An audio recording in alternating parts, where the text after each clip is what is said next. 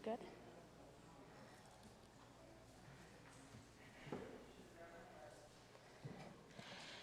Before we begin, we're going to ask that in order to preserve the honor and integrity of this program, that you turn off your cell phones. Not just on vibrate or silent, we're going to ask you to turn them off. For anyone that needs the bathroom, it's going to be out the main door to the left and then another left. I'm going to ask the Boy Scouts to please come forward to present the colors.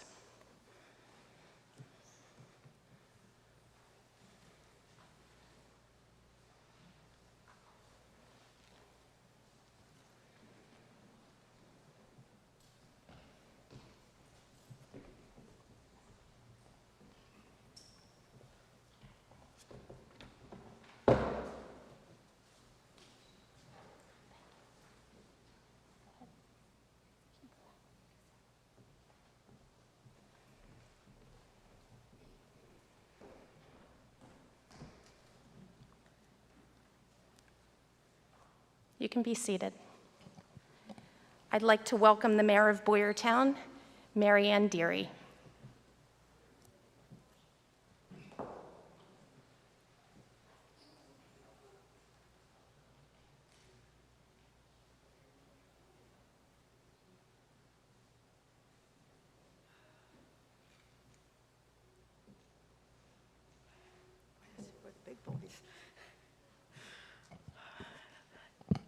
Can I put this down while I'm talking?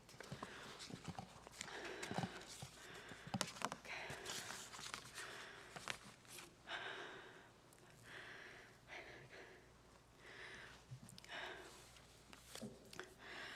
Good afternoon and welcome. I want to say thank you to Beata for sponsoring the Fallen Comrade ceremony and to St. John's for hosting this humbling event. And of course, the veterans. I think this flyer says it all. Beyond, thank you for your service. I would just like to read an excerpt from a poem. The poem was written by Lawrence Binion, and it's entitled For the Fallen. They went with songs to the battle. They were young, straight of limb, true of eye, steady and aglow. They were staunch to the end against odds uncountered. They fell with their faces to the foe. They shall grow not old as we, that are left to grow old. Age shall not weary them, nor the years condemn. At the going down of the sun and in the morning, we will remember them. They mingle not with the laughing comrades again. They sit no more at familiar tables at home. Thank you.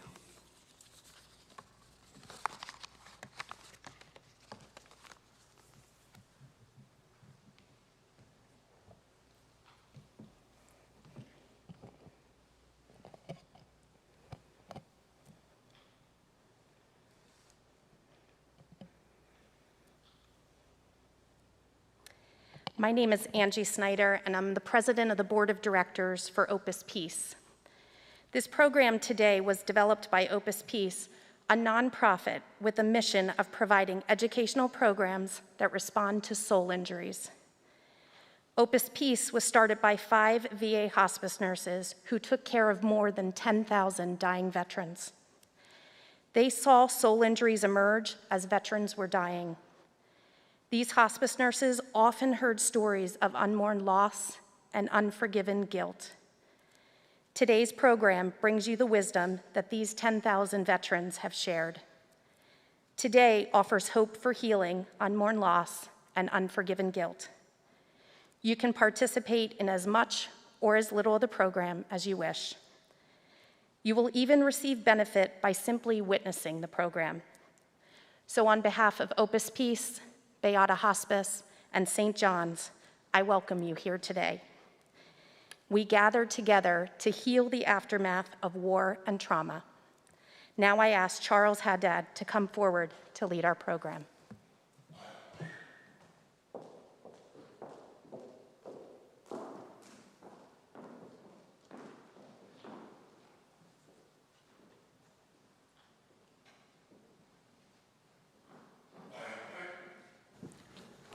Good morning. At this time, please stand and join together to hear the National Anthem. Please join me in singing the National Anthem. Oh, sing and you sing by the dawn's early light, that so proudly we hail at the twilight's last gleam, whose rough stripes and bright stars through the veil of the sky. For the ramparts we watch were so gallantly streamed, and the rocket's red glare now all bursting in air gave proof through the night that our flag was still there. Oh, sailors, that star-spangled banner yet wave o'er the land of the free and the home of the brave. Please remain standing and join me in the Pledge of Allegiance to the flag. I pledge allegiance to the flag of the United States of America and to the republic which it stands, one nation, under God, indivisible, with liberty and justice for all. Please be seated. I now ask Pastor Bob Malcolmer of St. John's Evangelical Lutheran Church to come forward to lead us in prayer that acknowledges the losses that men and women who have served in traumatizing experiences often experience. Pastor Bob?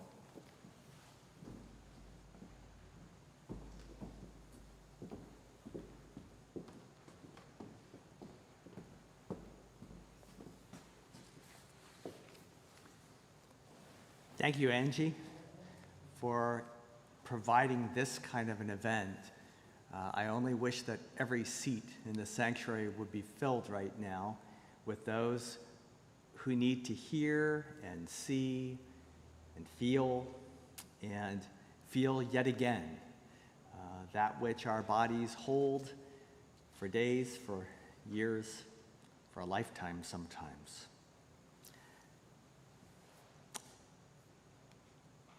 Oh God, for the many veterans, for their families, for their friends, for their co-workers, for those who know them, for those who seemingly don't ever want to get to know them, for those that are drawn close to them, not knowing what it is that's really drawing them in, for those who run away from veterans and families who have been hurt in ways that go to the very core of their being. For some of them, hurts that are carried around from a long, long time ago, years, decades. The loss that they experience that has never yet been fully recovered. For the beatings that ripped through their hearts and souls and tore them apart at the deepest places of their lives. Oh God, you are the one who looks way down deep inside of all of us. You see and know what no one knows. No one at all except we ourselves. And not only do you see us and know us, but you also feel things along with us. that which is very painful, the deep harm that has been done and has been experienced. We feel a strange kind of healing taking place when we know that you care and you understand, and that we're no longer left alone with our burden.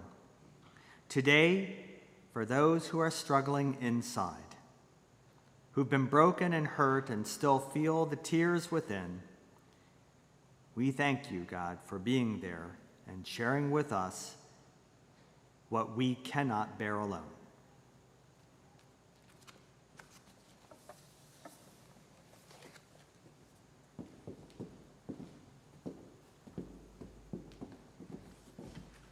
Thank you, Pastor Bob. At this time, I would like to ask Karen Kinn and Scott Landis to come forward to lead this program.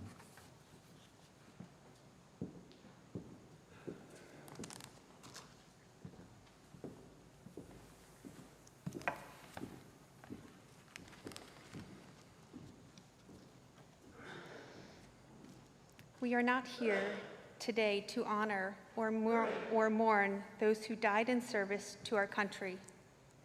Memorial Day is that day for that.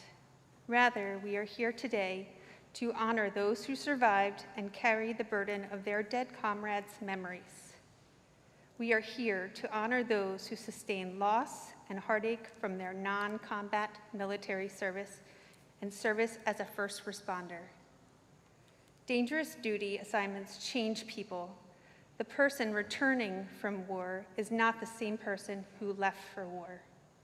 So we are also here to honor family members of veterans and first responders. Family members suffer the loss of the loved one they used to know. To do that, we turn our attention to something that our country often fails to do. We want to acknowledge the grief and guilt veterans and first responders often carry. Grief and guilt that we as civilians don't usually want to hear about.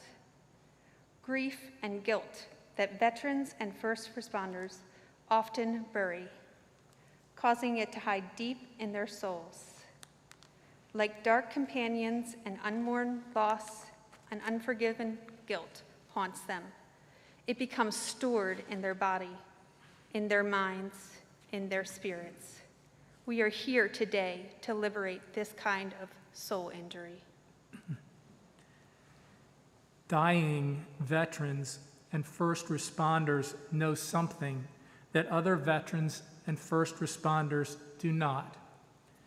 Dying veterans and first responders have a wisdom that emerges at the end of life. And if it is one thing these veterans and first responders have taught us, it is this: boxing up emotional pain, guilt, shame, and helplessness causes your vitality, your personhood, to get boxed up as well, causing a soul injury. What 10,000 dying veterans have taught Opus Peace is that disconnecting from the part of self carrying the pain and guilt is a recipe for creating a soul injury. They have also taught us that grieving and forgiving is the way to retrieve that life. On a battlefield, you cannot stop to mourn the dead comrades or the emotional wounds your buddies receive. After the battle or dangerous duty is over, veterans and first responders are told to suck it up, get over it, or any of the other countless and cruel ways we have sayings. Don't feel your pain, numb it out. Don't be human. Today's ceremony provides a safe sanctuary for veterans and first responders who were adversely affected by their experience, as well as their family members. Veterans, first responders, and family members, you will be surrounded by people not traumatized by military service and dangerous duty assignments. All of them are here because they care about your healing. Please listen to this message from Vietnam veteran and Opus Peace Ambassador Bill Kissy.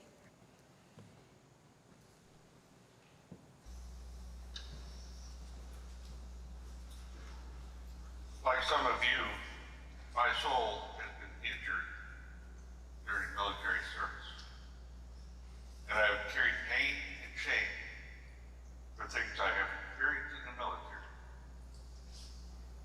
a pain that I shared with no one. What I want you to know is that opening my heart to the pain, and to the pain that memories carry, was very frightening. I did it anyway. I participated in one of these ceremonies 4 years ago. It changed my life because it changed my family's life.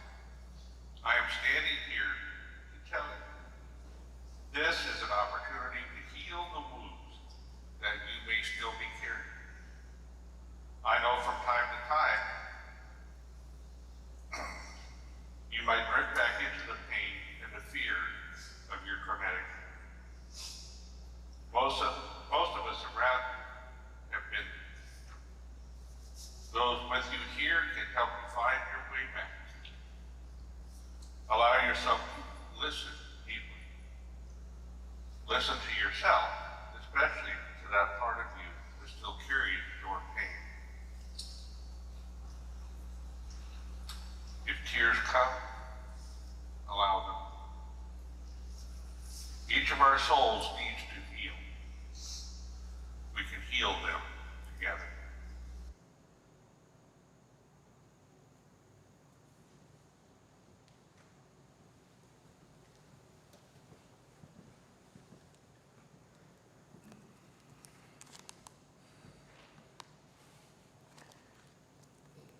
We hope that today you will let yourself grieve freely in whatever way feels comfortable to you. Certainly, this is the time and this is the place. Unfortunately, many of us have not been taught to value grief, nor have we been taught how to grieve.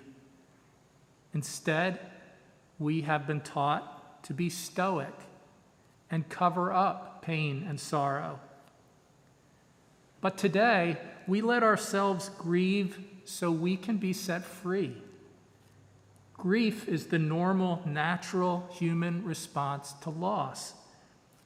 In fact, there is a famous saying that goes like this: those who grieve well, heal well. Let's say that out loud together. Those who grieve well, heal well. Grieving helps us release the pain so we can let go of the past and be in the present moment. People who have been traumatized have a hard time being in the present moment because unmourned loss unconsciously keeps them stuck in the past, always on guard and fearful of disarming their heart lest it be traumatized again. Today, we want to change that. Today, we want to restore wholeness to broken souls. We are going to utilize an age-old ceremony used to integrate warriors back into society. This ceremony acknowledges the unmourned losses and unforgiven guilt that often sabotages lives. Bringing emotional pain out of the dark into the light is an important, often neglected step in healing that we as civilians have overlooked for far too long, as this slideshow reveals.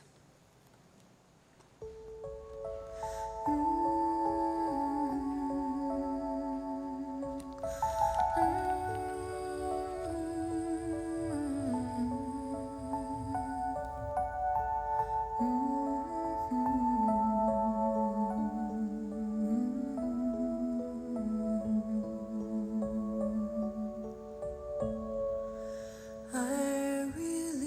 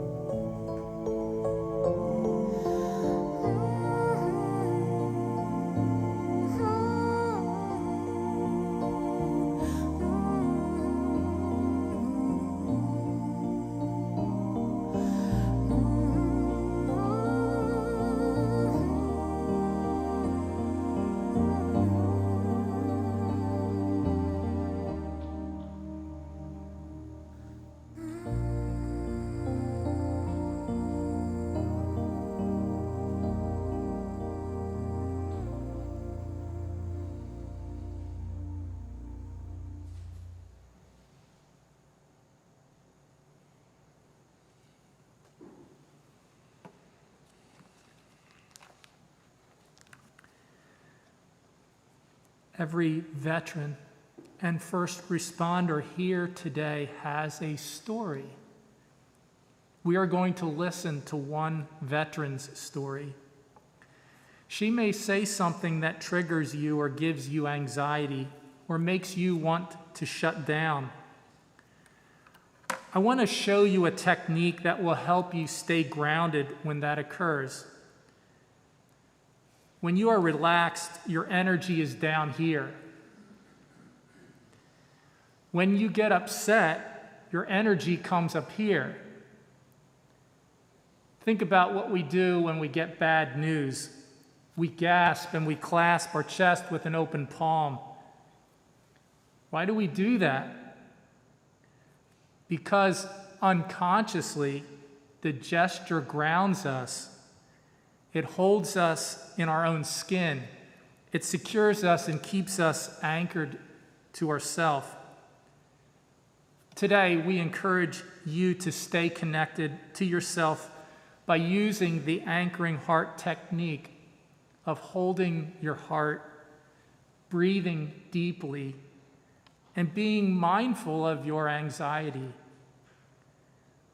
Audience members, if you see someone struggling beside you, reach over and place your hand firmly on his or her back. You don't need to say anything, just let them know that you have their back. Know also that if needed, you can step outside the room, regain yourself, and then step back in.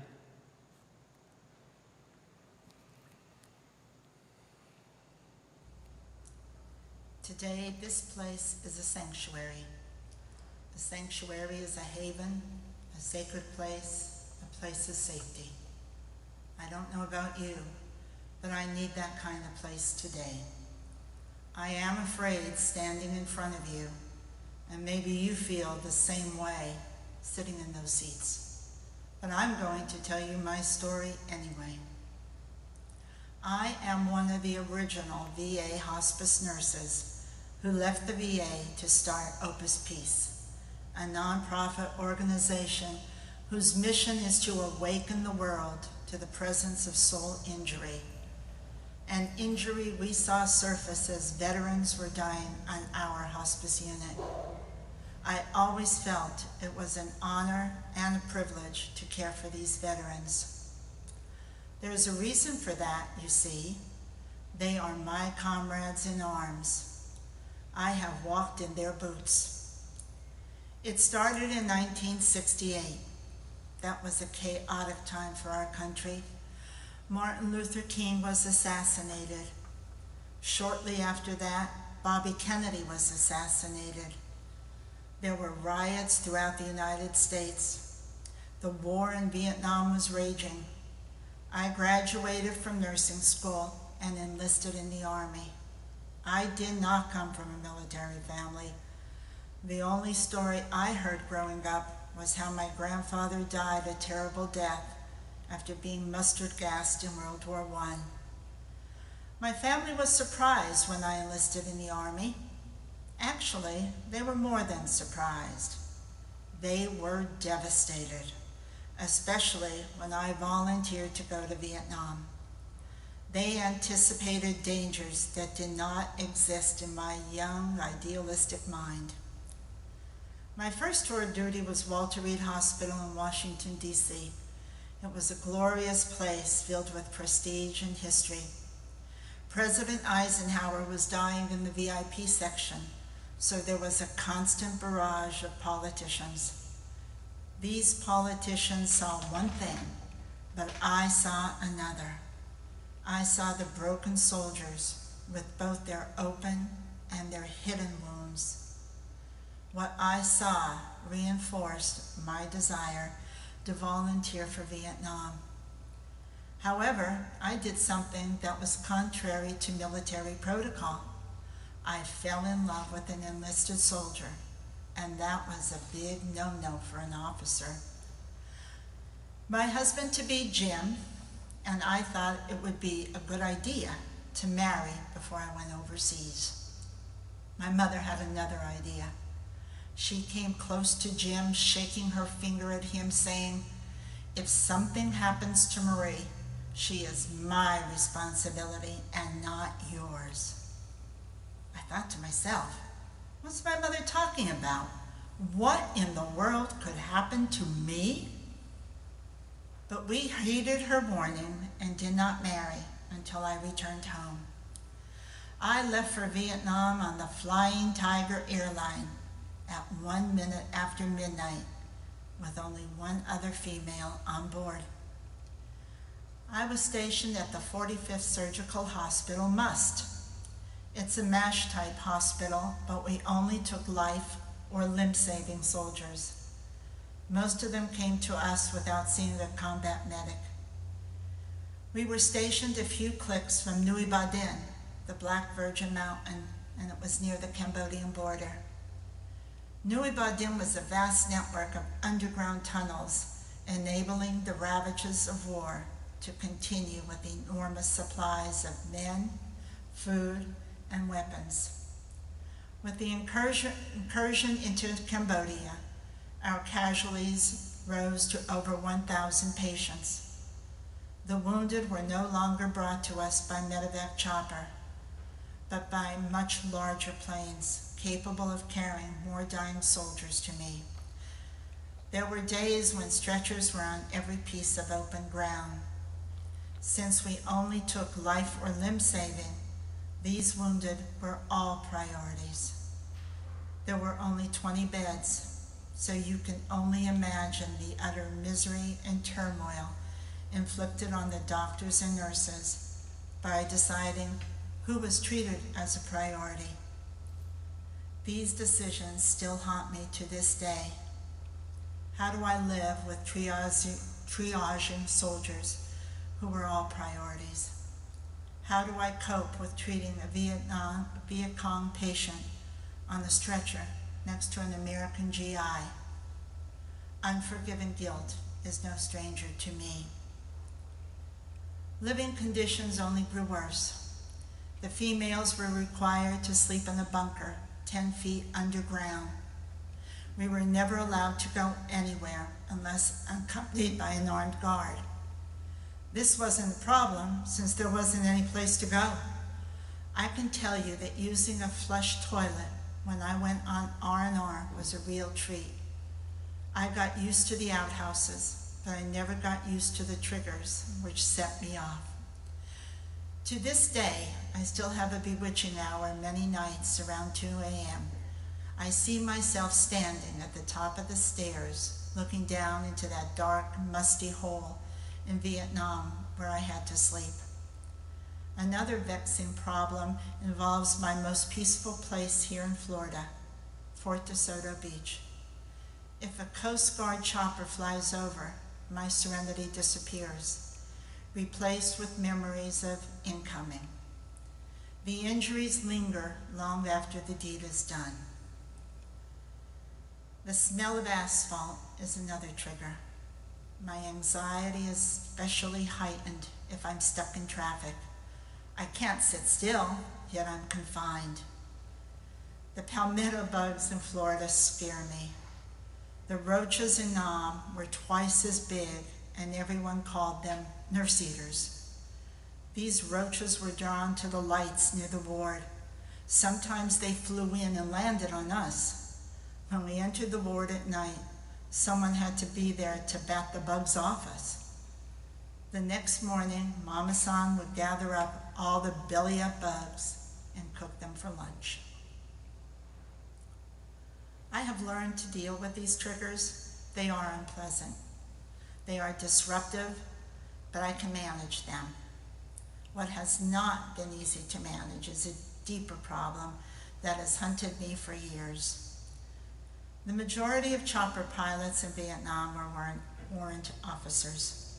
They sat in our dining room, but no one interacted with them because they had a high mortality rate. It was easier for us to stay disconnected from them.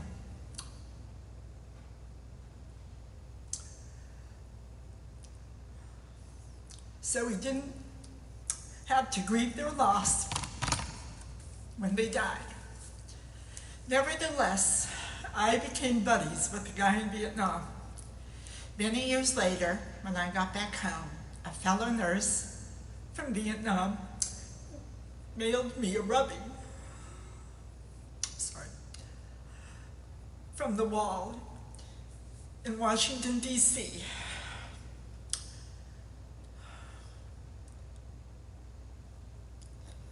Attached to the rubbing was a note that read, "I know this was a good friend of yours. So when I was in D.C., I got this rubbing of his name for you." When I received that note in the mail, I kept looking at that name. I turned the rubbing over and over again.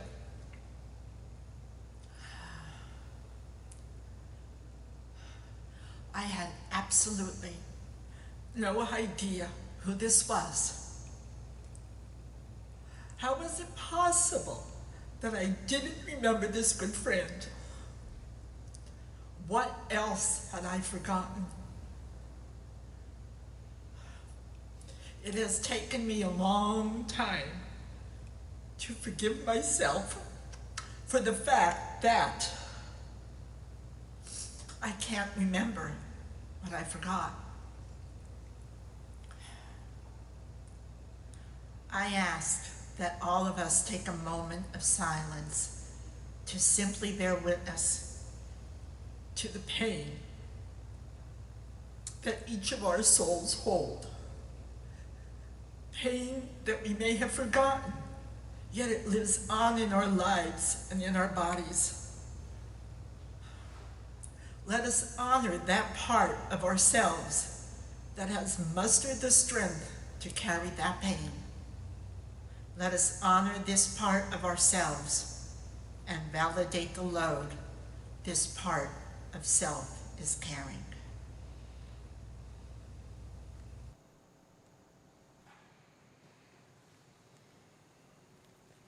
Thank you, Marie.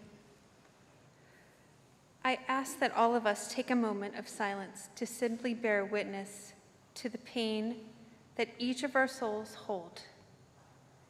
Pain that we may have forgotten, yet it lives on in our lives and in our bodies. The pain that war and violence causes for all of us. So, let's place our hands tenderly over our hearts as we honor that part of ourselves that has mustered the strength to carry the pain of war and violence. Let us validate the load this part of self is carrying.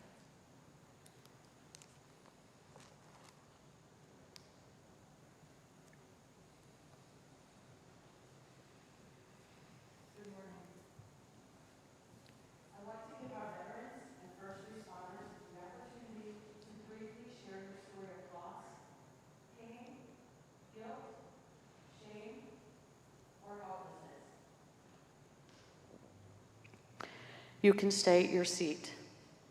You don't have to say a lot. We know this is just the tip of the iceberg, and we thank each and every one of you for coming. Healing begins when we can acknowledge the loss to other trustworthy people. The people around you, everyone here is trustworthy. After the program is over, you are welcome to stay and share even more of your story at this time.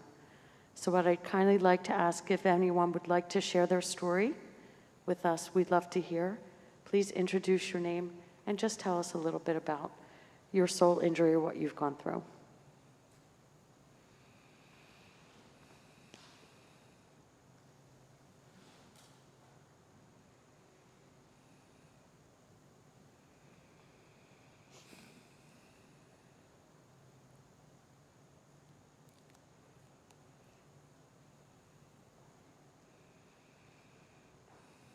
Again, we thank you all for coming.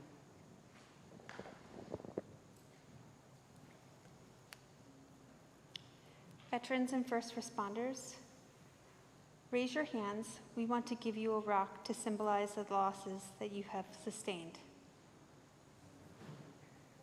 If you are a veteran or a first responder, please raise your hand.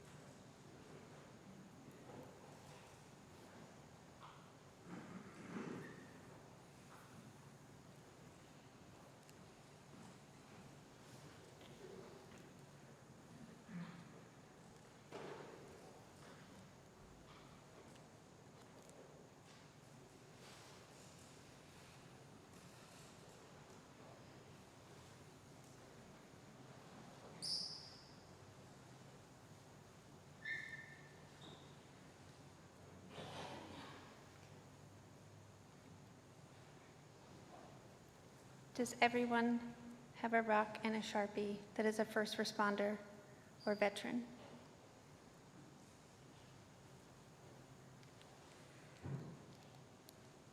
On your rock, write down a loss or losses you've not yet fully let go of. Maybe comrades who died in battle. Or maybe it's a loss of a comrade's emotional health due to PTSD or depression. Maybe it's a comrade you've not kept in touch with, and yet you still worry about them. The loss might be a native, a citizen, or an enemy combatant who is nameless, but you still carry their face in your mind. Maybe it's not a person, but rather a situation or place or event that still haunts you. Maybe it's an assault that happened within your ranks or unfair military administrative action taken against you. Maybe it's the family events you missed while you were deployed. Whatever it is, take this moment to write it down, anything that's still troubling your soul. Take your time, choose something that feels ready to release and write it on the rock. So did every vet and first responder who wants one get a rock and a Sharpie?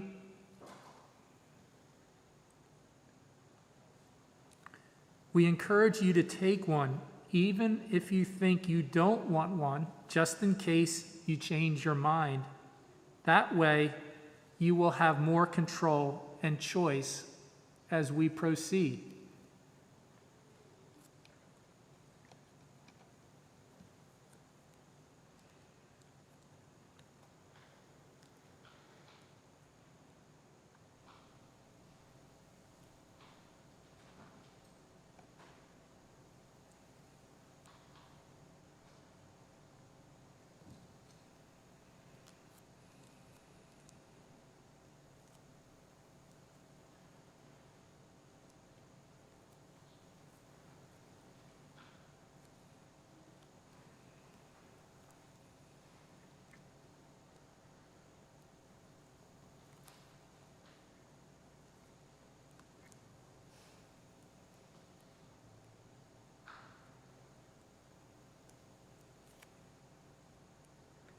Now I want you to turn your rock over, and I want each of you to write your own name on the rock.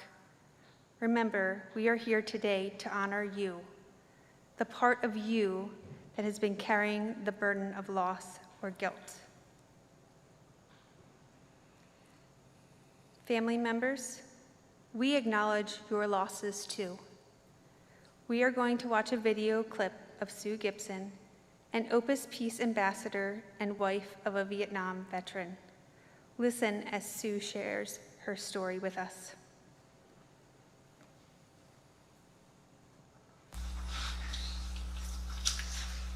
My husband is a former Marine. When I was 7 years old, Bruce was in the jungles of Vietnam fighting for his life and for his comrade's life. And when I met him 20 years later, he was the embodiment of John Wayne. He was rough, tough, good looking, and always in charge. Yet he was always so very tender with me. The night that Bruce asked me to marry him, he told me this hilarious story about being ambushed in Vietnam. And he was so wounded that they thought he was dead. And with the humor of a stand-up comedian, this man described how they placed him in a body bag.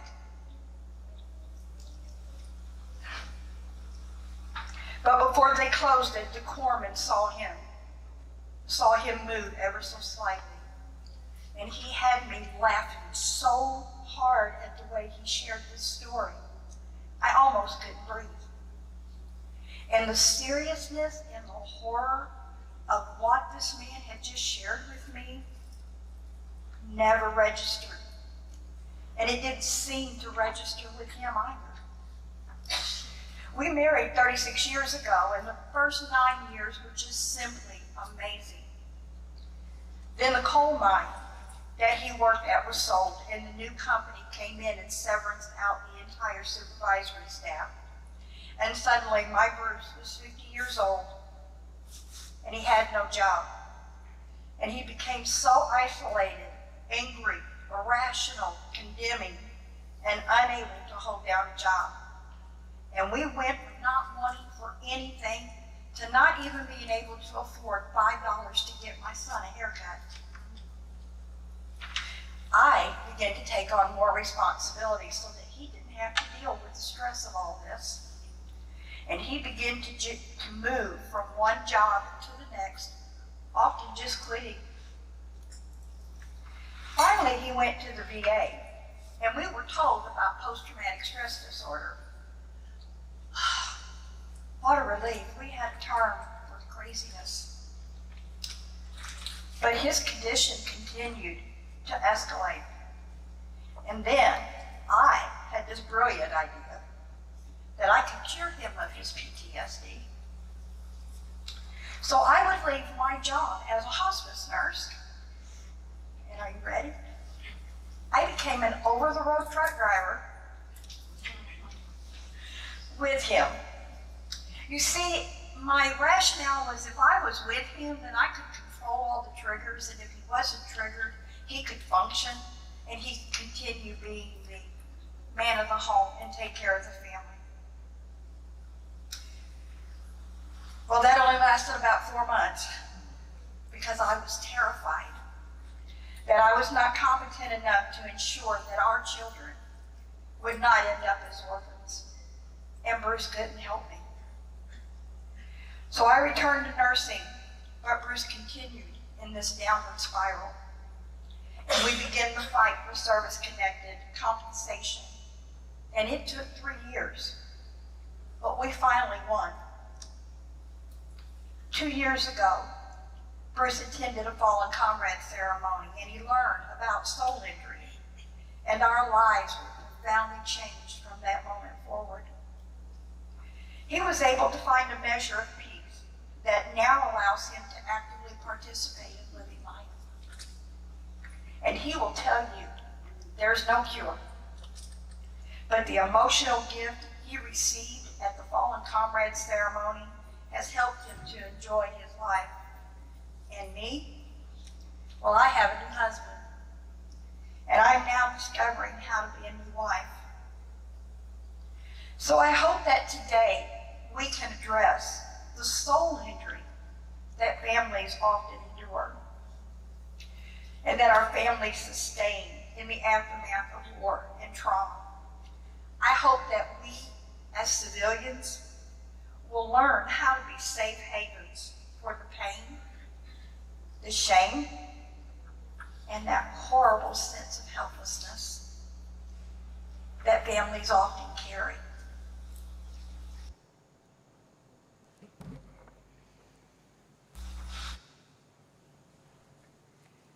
How many here are like Sue?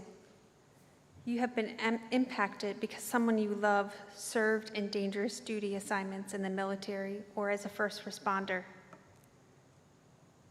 Stand up. Please stay standing. Those that are still sitting, are you sure there's no one in your family traumatized? No one here had a grandparent who served in World War II? Maybe even before you were born. Stand up.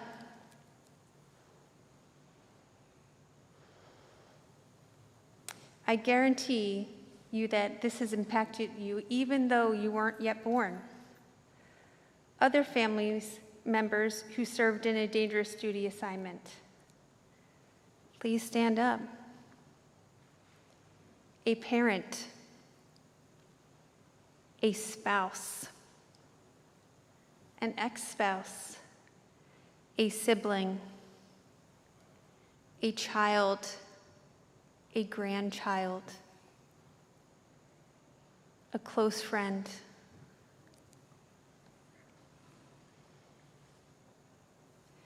Those who are sitting, look around you and see who is standing. The reason I'm having you do that is because these people who are standing may not talk about how hard it is to send someone off to war and have them come back changed. They might not talk about how hard it is to be born into a family that was already ravaged by war before they were even born. It's up to all of us who are sitting to be safe havens for those who are standing, for their healing. Because if it's one thing we know, it's that the way we heal our nation after war is that it requires every single one of us. No one is immune. Please be seated.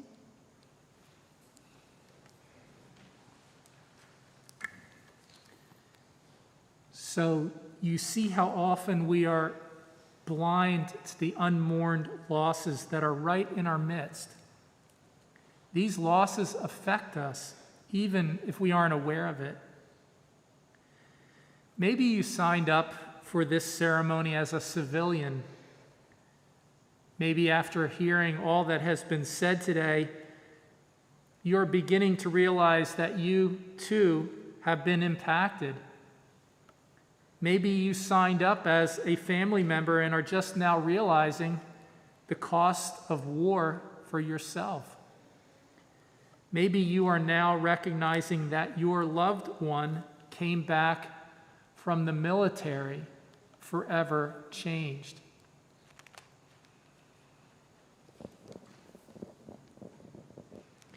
If any of you family members would like to briefly acknowledge the impact the military, war, or living with a first responder have had on your family, we'd love to hear about it.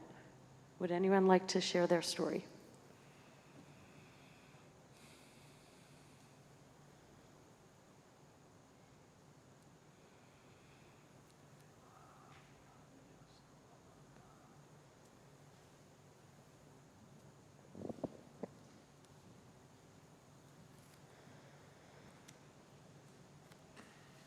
If you are a family member of a veteran or first responder changed by trauma, consider using a rock to help you heal that wound.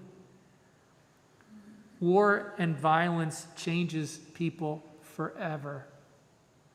If you, as family members, did not mourn the changes you experienced in your traumatized veteran or traumatized first responder, then I guarantee you that in subtle or not so subtle ways, you will be trying to make that person go back to the way they used to be, which only causes conflict for you and for him or her. You too need to let yourself grieve the loss of the person you used to know before they were traumatized. So those of you who stood earlier because you have a family member who was traumatized by their military experience or as a first responder and you've not yet completely accepted the adverse changes that it caused, please consider taking a rock and writing their name on it.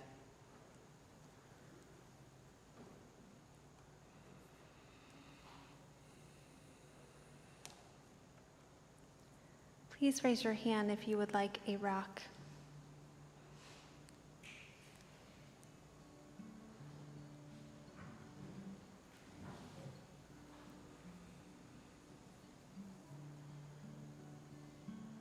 Even if you think that you won't write something on the rock, still get a rock just in case you change your mind.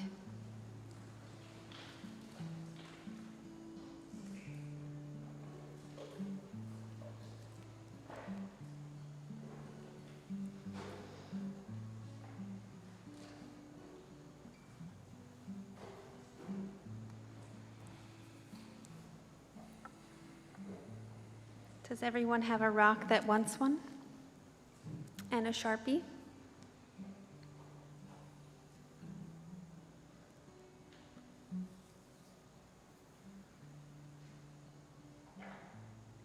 Even if you think that you don't want one, just in case you change your mind, that way you will have more control and choice as we proceed.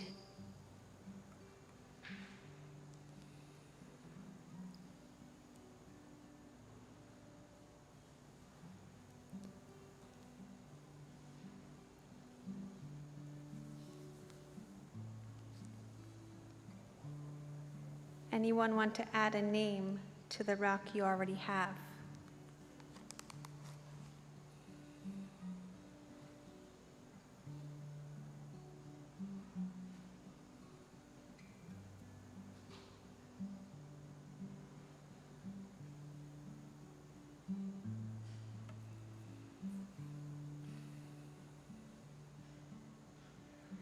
Now turn your rock over and write your name on the other side of the rock.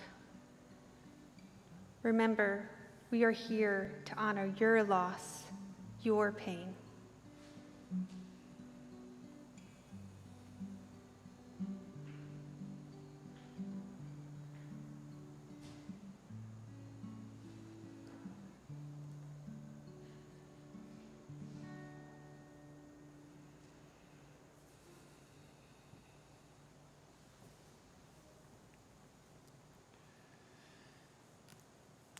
Now, veterans, first responders, and family members, hold the rock that symbolizes the part of you that is still carrying unmourned grief for this person or situation that you've written down. Close your eyes.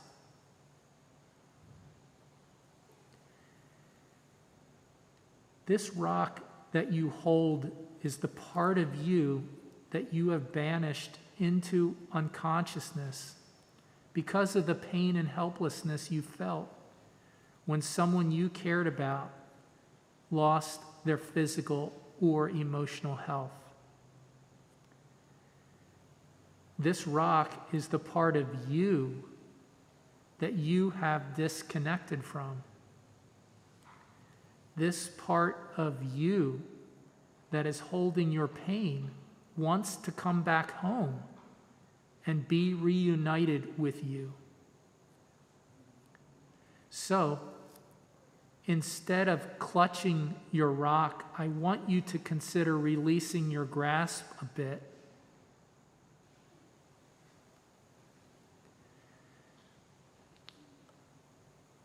Instead of holding your rock with fear and dread of the pain and helplessness you hold inside, I want you to consider that your fear of the pain may be worse than the pain and helplessness itself.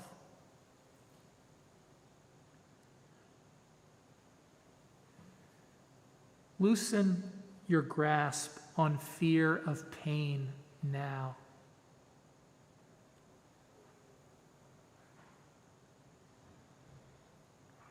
Gradually allow tenderness and compassion for yourself and the losses you have sustained to emerge.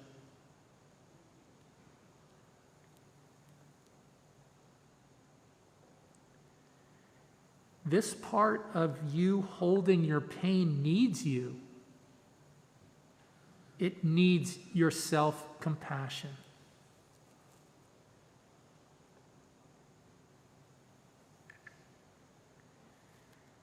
Now, open your eyes and look at the name written on the rock.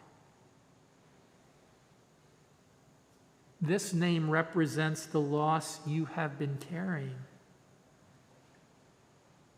So, recall the loss of this person or situation that you've written on the rock, who remains heavy on your heart and soul.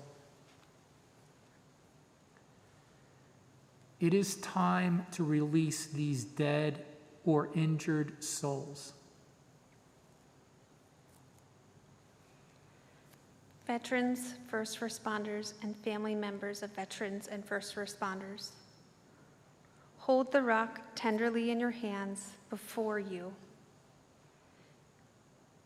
Imagine placing the person whose name is on the rock in the Creator's hand, however you conceptualize that to be, the eternal source from which they came and have or will return. Let yourself mourn their physical or emotional death.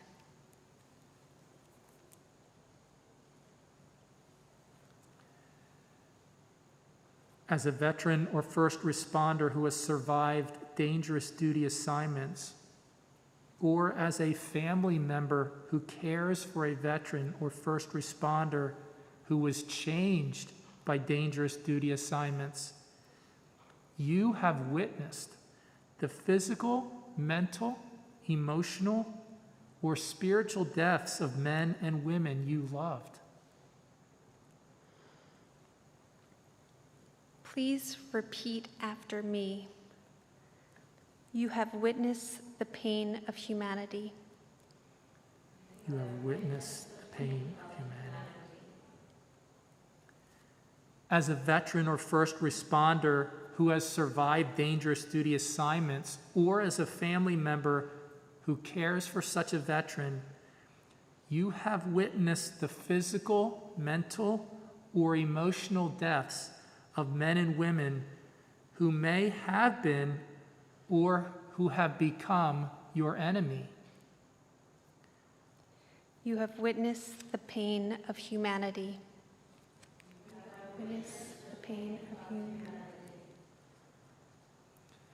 As a veteran or first responder who has survived dangerous duty assignments, it has been your sacred responsibility to carry the memory of the dead or the wounded. This responsibility has been both a burden and a solace. You have fulfilled your responsibility. You have fulfilled your responsibility. Veterans and first responders, you have not betrayed or forgotten the memory of the dead or wounded. You have honored the dead and the wounded. You have honored the dead and the wounded. This understanding has changed your life forever, for better and for worse. These experiences have changed who you are. These experiences change who you are. Veterans and first responders, before you say goodbye to a fallen or wounded comrade, or family members, before you say goodbye to the veteran or first responder you used to know before they were traumatized, there may be something you want to say that you didn't get to say before. I'm going to ask that you cultivate self-compassion. Compassion that maybe you've not allowed yourself to have before. Let yourself have some compassion for the helplessness of the situation you were in. Release yourself from the requirements that you be perfect, that you could have known what was beyond your control to know, that you could or should have done it differently. Close your eyes now.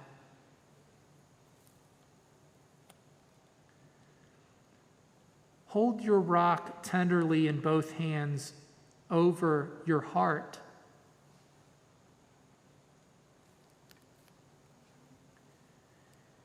In the silence of your heart,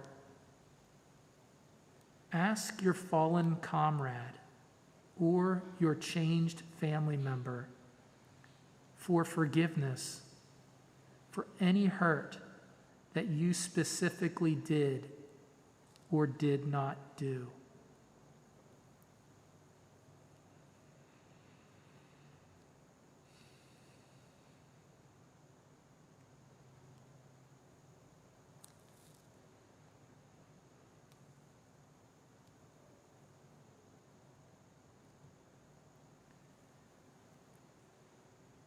Now, in the silence of your heart, forgive them for anything that they specifically did or did not do that hurt you.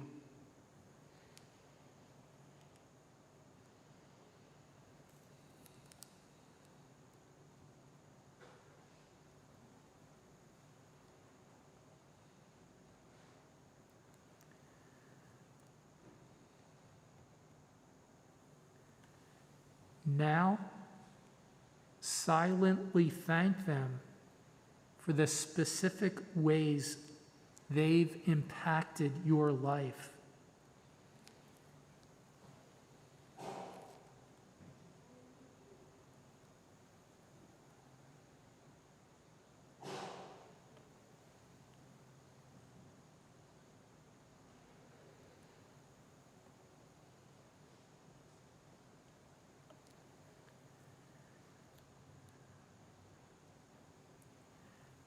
And if you feel love for them, tell them that now. If you don't, simply hold them in peace.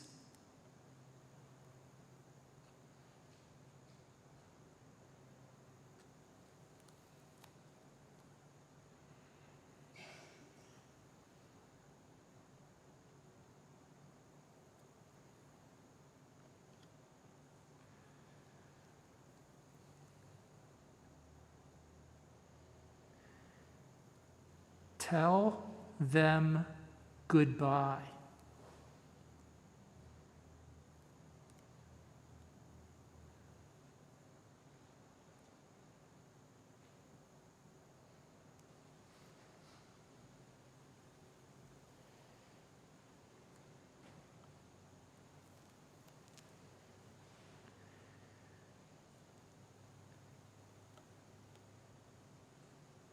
Let their spirit give you inspiration and guidance for the rest of your lives, so that their lives or their physical or emotional deaths will not have been in vain.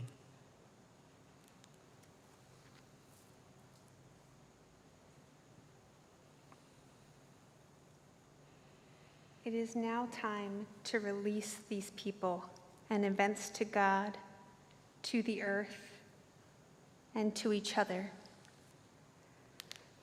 So take a few deep breaths as you slowly open your eyes.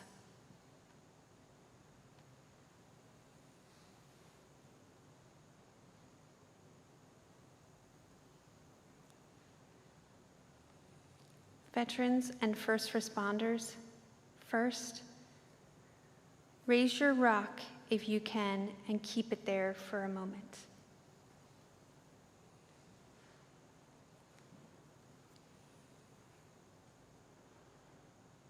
Now repeat after me.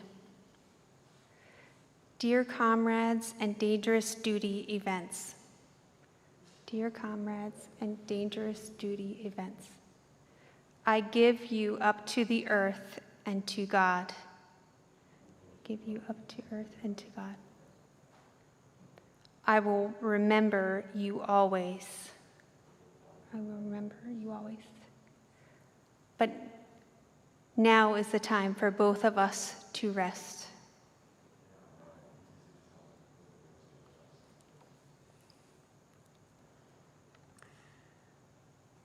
Then you will find peace.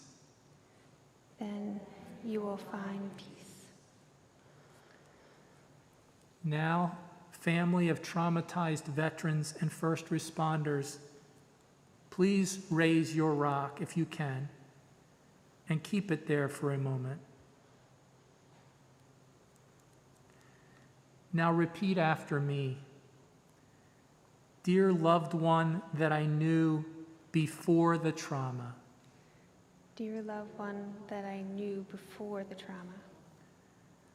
I no longer require that you go back to the way you used to be.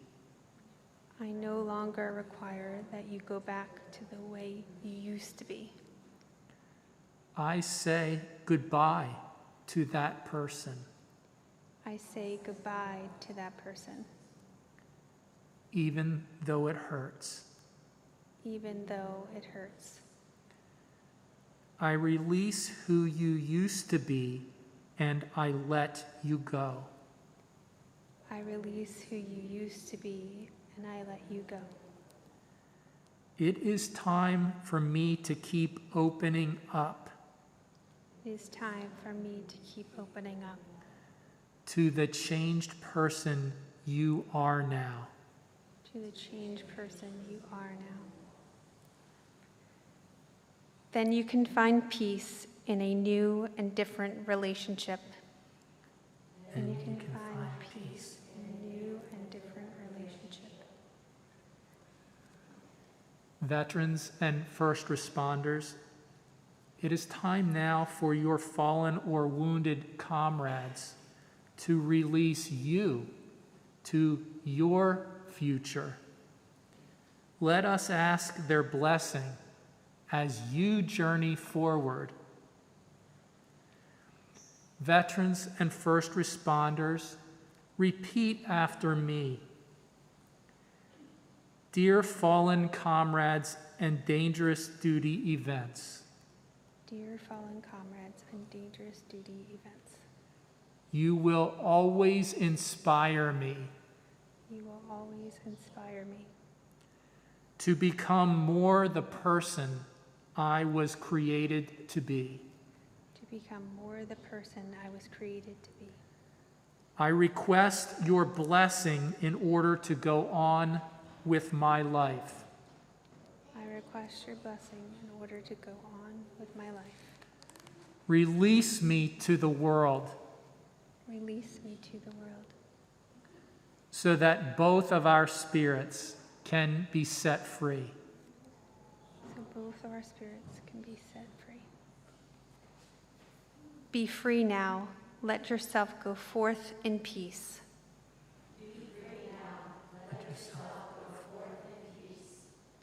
Your fallen comrades who want it to be so.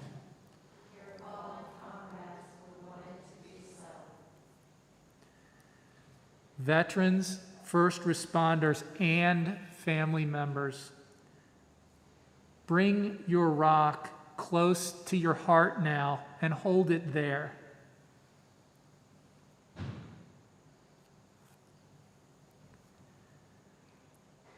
Shortly, you will come forward and one by one place your rocks on the table. As you do, say the name out loud of the person or the event that you are grieving. If you are not ready to release your rock or you want to do something differently with it on your own, feel free to bring your rock forward and hold it rather than placing it on the table. Say the name or event and then take the rock back with you to your seat. Again, shortly you will come forward and place your rocks on the table, saying the name out loud of the person or event that you are grieving. And if you'd like to hold on to your rock, do something differently with it, then say the name or event and then take the rock back with you to your seat.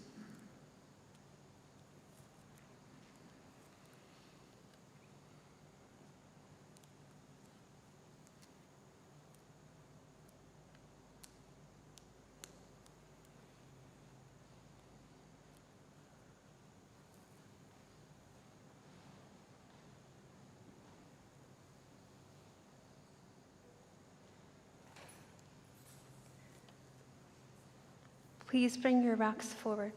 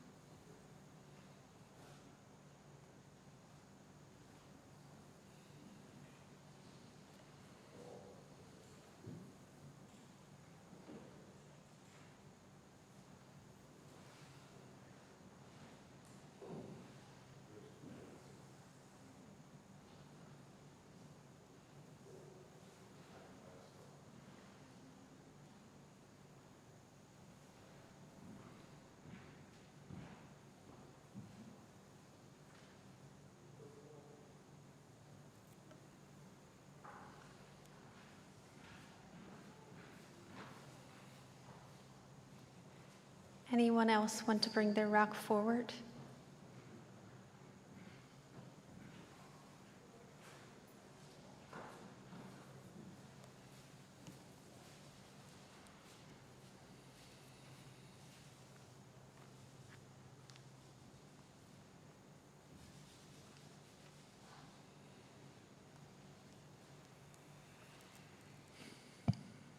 We have gathered the injuries our collective souls have carried.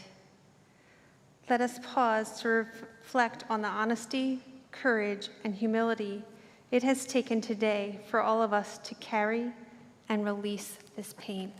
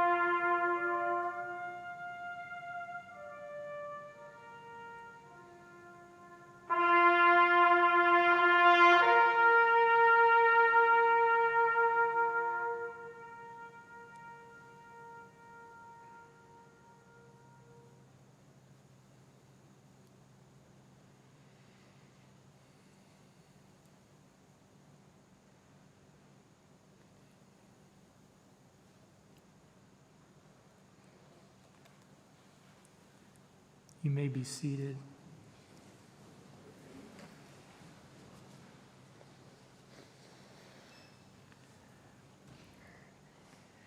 Close your eyes now.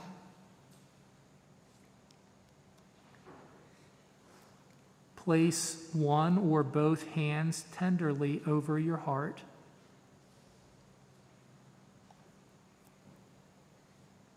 Breathe deeply.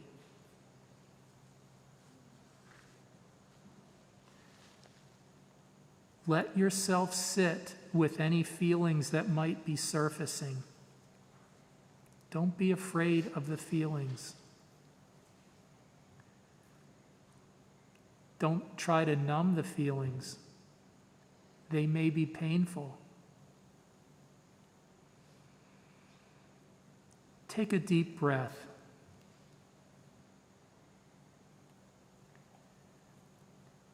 You have experienced many losses. Stop denying them. Just for this moment, get real with their reality. Validate how hard it is sometimes to shoulder the load you carry on many days. Breathe deeply. Keep holding your heart tenderly as you slowly open your eyes. And as you do, let yourself connect to the part of yourself that has been holding this pain for you.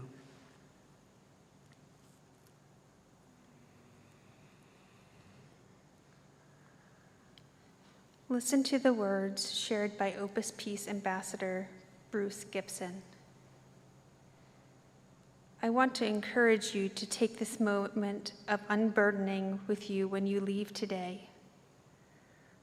Use the memory of what you did here when thoughts reoccur in the future. It can be a powerful tool. Here is what I wrote a few months after the ceremony I attended. I had 45 years of guilt that rumbled around in my Vietnam brain. When I wrote it down on those rocks at the Fallen Comrade ceremony, I released it. I felt free. Later, a thought would sometimes leak back in, and I would tell it, no, remember, You don't live here anymore. You are on that rock now.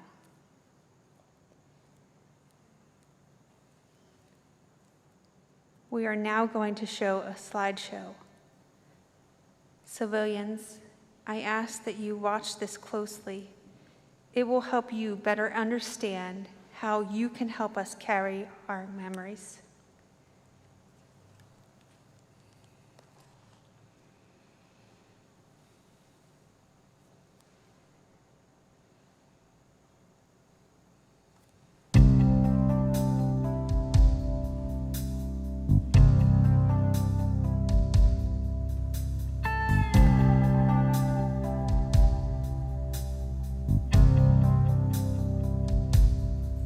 Sometimes I'm in pain and I try to explain how I feel.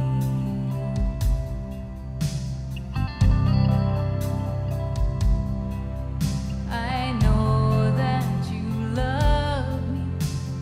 You want to help me to heal.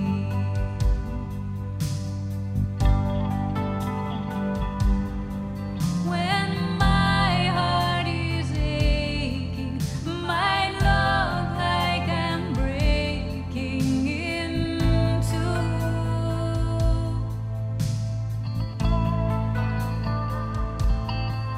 So you try to fix me, but that's not what I need from you.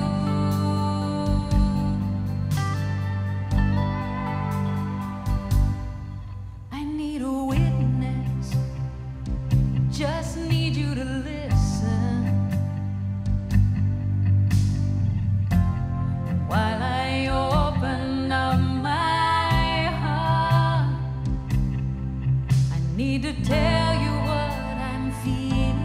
It's my soul that I'm revealing, so I don't need a lecture or a plan. I need a witness.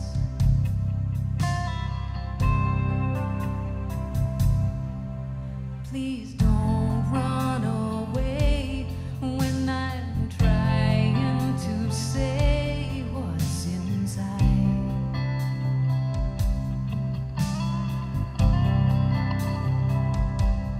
I need you to hear me loudly and clearly. Don't hide.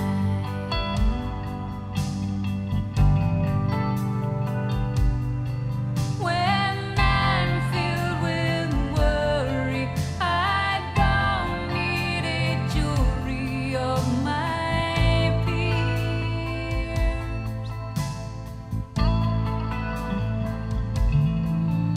I just need a shoulder, someone to hold me and hear. I need a witness, just need you to listen while I open up my heart. I need to tell you what I'm feeling. It's my soul that I'm revealing, so I don't need a lecture or a plan. I need a witness.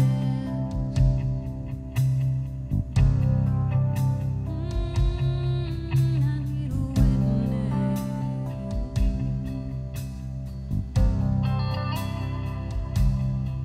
I need a witness. Oh, oh,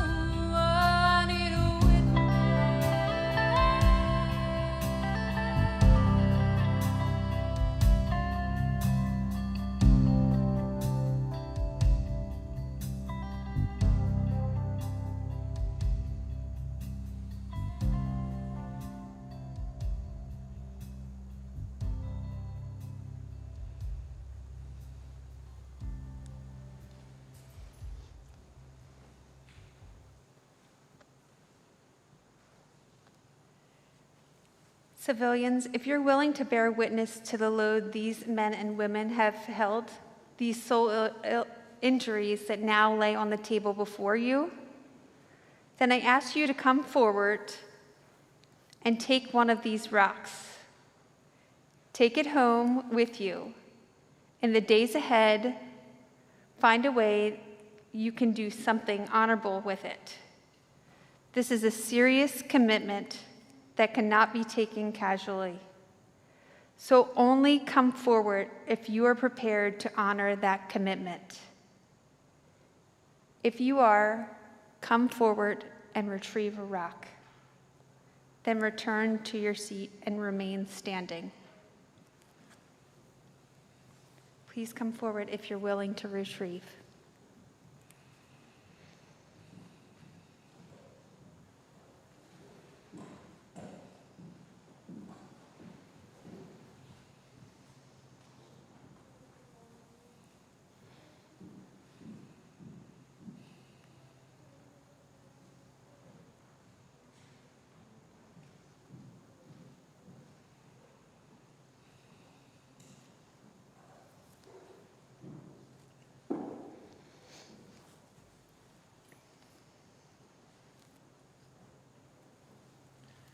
Those who retrieved rocks, please remain standing.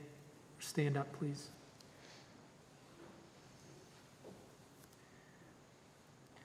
Civilians, let's say this pledge in unison together. I pledge that I will safeguard this rock and the losses it represents.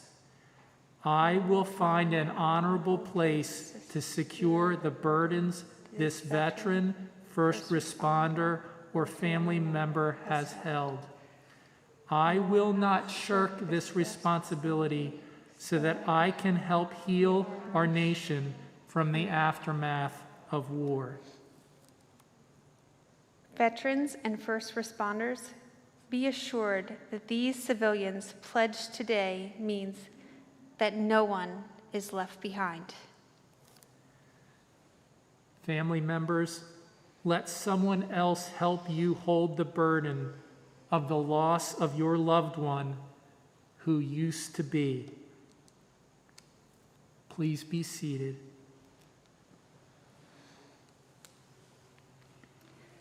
Civilians, extend both hands out toward the veterans and their families.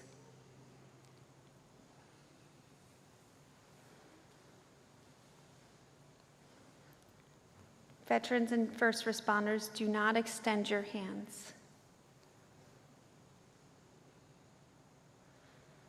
Let yourself sit back and absorb these blessings the others have for you. Now, civilians, repeat after me.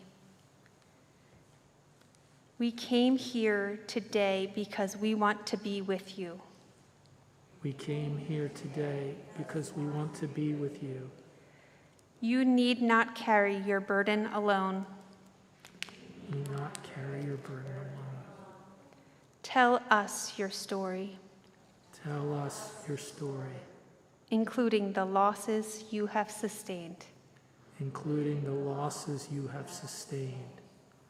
We want to be a safe sanctuary for you. We want to be a safe sanctuary for you. We let you down. Don't give up on us. We let you down. Don't give up on us. We are all willing to learn. We are all willing to learn. Let us heal our nation together. Let us heal our nation together. Veterans and first responders, look around you. See the people who are here for you. Let this image linger in your mind.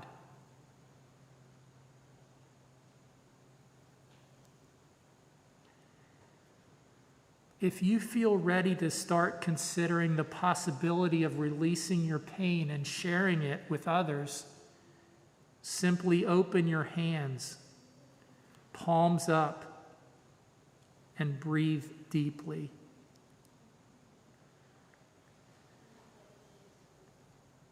Let yourself absorb the good wishes from those around you.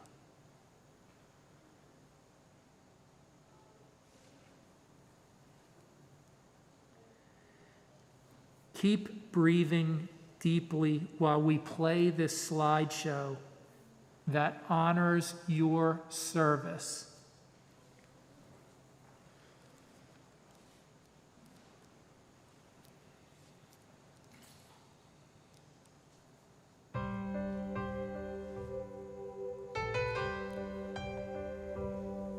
There are those who say the world is in a bad way.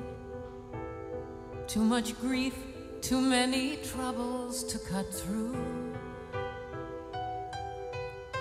But I see a light there in the darkness, and it seems to be coming from you. And the world will see a better tomorrow. That's what every person deserves.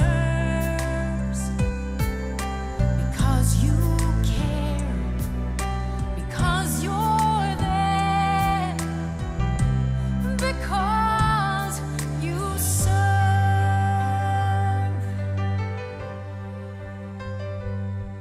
There are those who say that peace is just a pipe dream, that it's always been a planet filled with strife. But I look around and I see people who refuse to give up on love and life. And the world will see a better tomorrow. That's what every person deserves. Because you care, because you're there, because you serve. I know you're not in it for the glory. You're not looking for applause for what you do. But I see into your heart and witness who you are. And I've just got to stand and cheer for you. And the world will see a better tomorrow. That's what every person deserves. Because you care, because you're there, because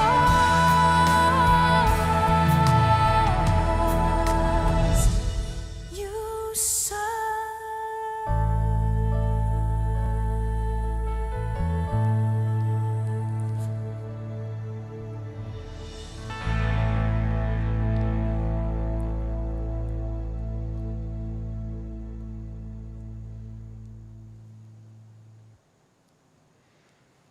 Men and women have defended Americans' freedom over the past 240 years. We call them veterans. Many served in a war zone, many did not. Non-combat sacrifices are often overlooked or minimized, yet non-combat dangerous duties assignments threaten the health of our military every day.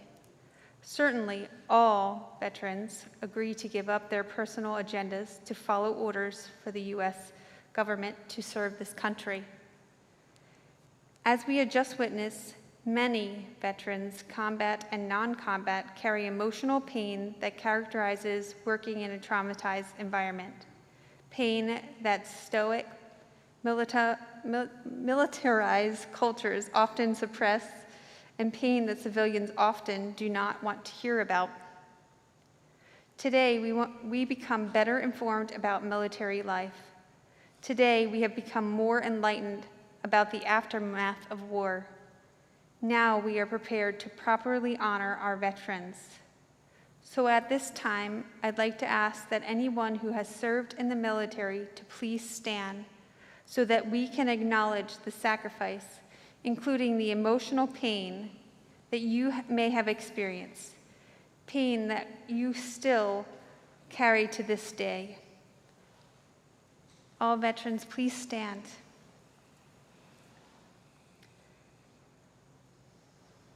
Remain standing, and everyone who is sitting, please place both of your hands over your heart and bow your heads towards the people who are standing and silently.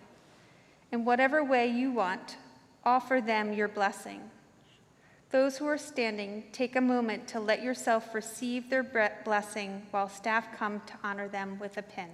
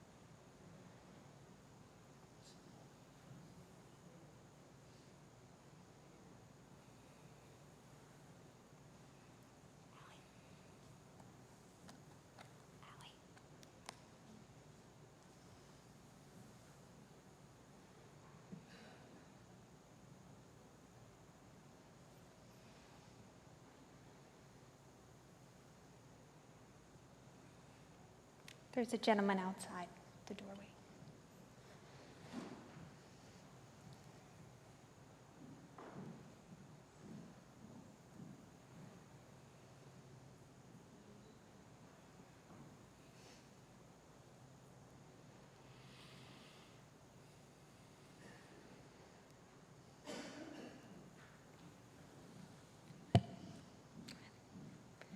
We also know our first responders also carry emotional pain that characterizes working in a traumatizing environment.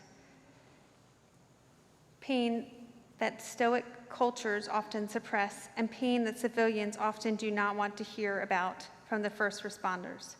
We are prepared to properly honor our first responders. So at this time, I'd like to ask that anyone who is or is currently a first responder to please stand so we can acknowledge the sacrifice, including the emotional pain that you may have experienced, pain that you might still be carrying to this day.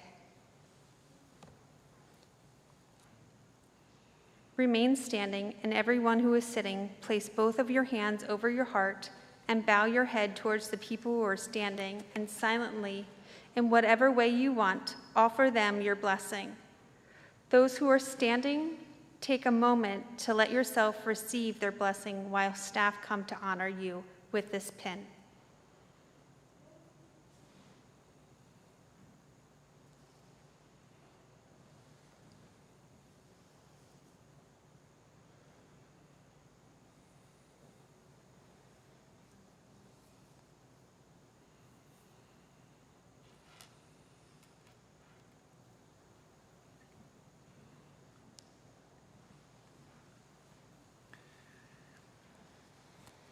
There are heroes among us who not only were not recognized as heroes, but were actually scorned for their military service in Vietnam. These men and women sustained emotional wounds made worse by the American public's indignities toward them. We want to rectify the wrong that our Vietnam veterans sustained. We have beads here for you. The yellow, green, and red color signify in-country service in Southeast Asia. These beads are beads that can only be made by a Vietnam vet and can only be given by one Vietnam vet to another. These beads were made by Opus Peace President Emeritus Marie Bainbridge and her husband Jim. Both are Vietnam veterans. I now ask our Vietnam veteran Richard to come forward to present the beads.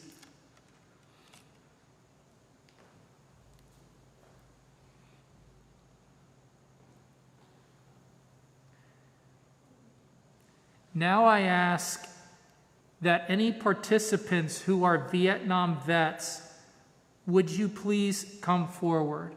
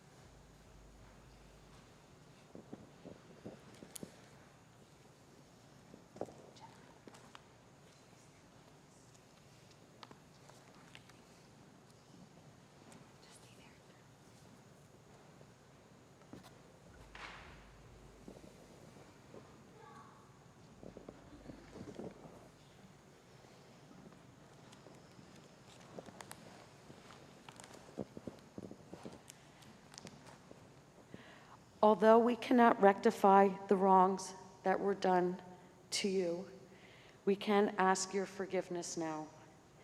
So I ask that everyone who is sitting, please place your hand on your heart and repeat after me. You came back home and suffered our scorn and indignities. You came back home and suffered our scorn and indignities. We recognize now how we hurt you. We recognize now how we hurt you. We were wrong to do that. We were wrong to do that. We ask your forgiveness now. We ask your forgiveness now. We hope to heal the wounds we caused you. We hope to heal the wounds we caused you. Please forgive us for forsaking you. Please forgive us for forsaking you. We want you to find peace, peace at last. We want you to find peace, peace at last. Please stay standing. If you had a family member who served in Vietnam, please stand.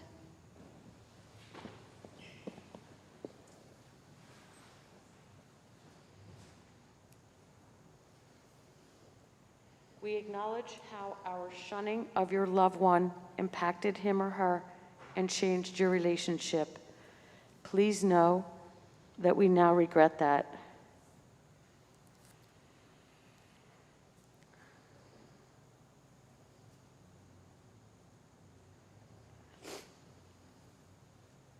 Vietnam veterans, as you return to your seats, we hope you will wear these beads with honor. Thank you.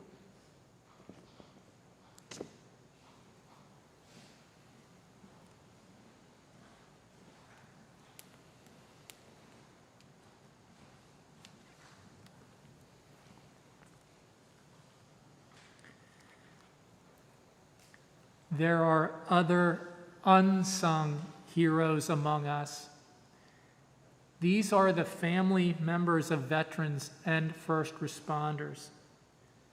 Family members who often have to struggle with the chaos that the aftermath of trauma entails. So at this time, I'd like to ask that if your spouse, ex-spouse, your parent or grandparent, or your sibling, or your child or grandchild was adversely affected by their military or first responder experience, please stand so we can acknowledge how their pain has impacted you.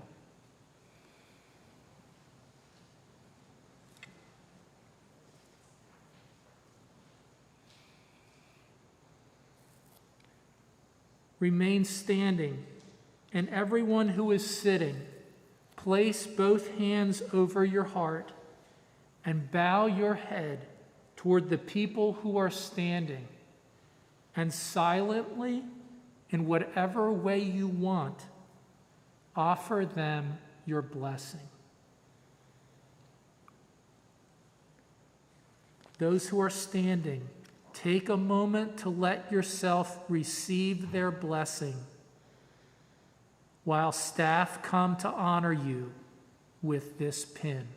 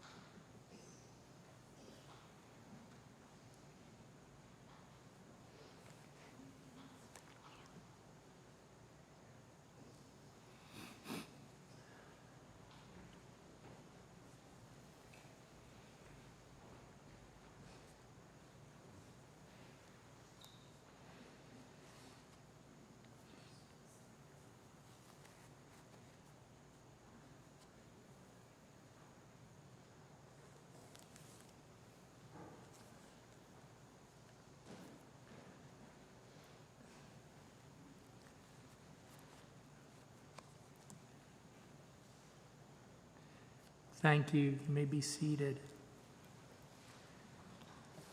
There are civilians here today who have devoted their lives to caring for veterans.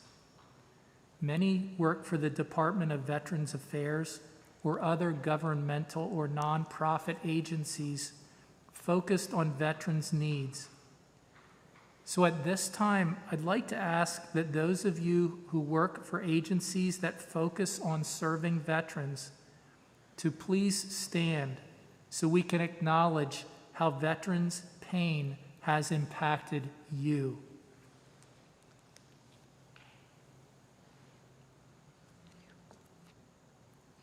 Remain standing, and everyone who is sitting, place both hands over your heart and bow your head toward the people who are standing, and silently, in whatever way you want, offer them your blessing.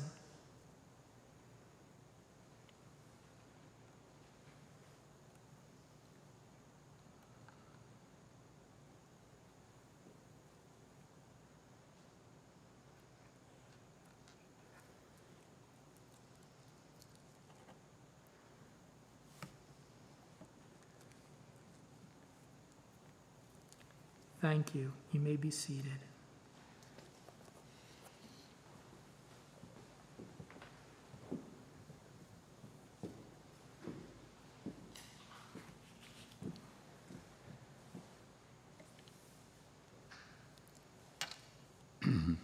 We are going to close with an Opus Peace blessing, a blessing that can help all of us heal from the aftermath of war. So together, say with me, celebrate in me the willingness to reown, rehome, and revitalize scattered pieces of myself so wholeness can be restored. Grow in me the honesty, courage, and humility to release my fear of who I am and who I am not. Feed me with your grace. Thank you. I now ask that our Boy Scouts come forward to retire the colors.